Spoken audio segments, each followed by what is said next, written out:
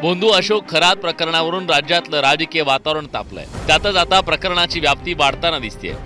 सूत्रांच्या माहितीनुसार या प्रकरणात रुपाली चाकणकर यांची SIT मार्फत चौकशी होण्याची शक्यता वर्तवली जातेय।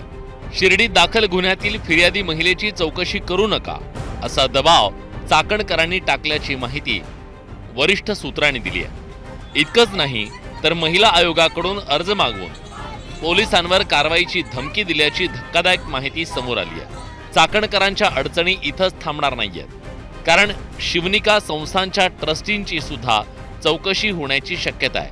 अशोक खरात अध्यक्ष असलेल्या ट्रस्टमध्ये रुपाली चाकणकर यांनी ट्रस्टी म्हणून काम पाहिलं होतं, त्यामुळे संस्थांच्या कारभारासंदर्भातही त्यांची चौकशी होण्याची शक्यता नाकारता येत नाही।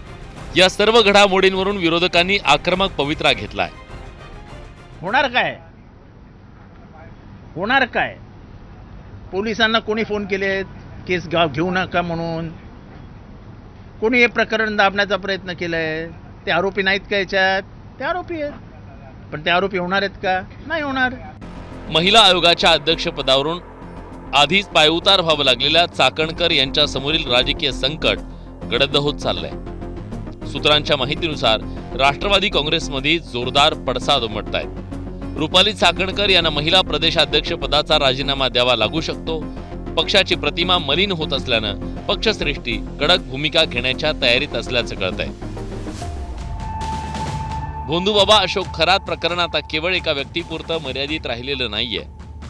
या प्रकरणाचे राजकीय आणि प्रशासकीय परिणाम समोर येत आहेत। SIT चौकशीचा फास आवळला गेला तर रुपाली चाकणकरांच्या अडचणीत आणखी वाढ होण्याची शक्यता आहे।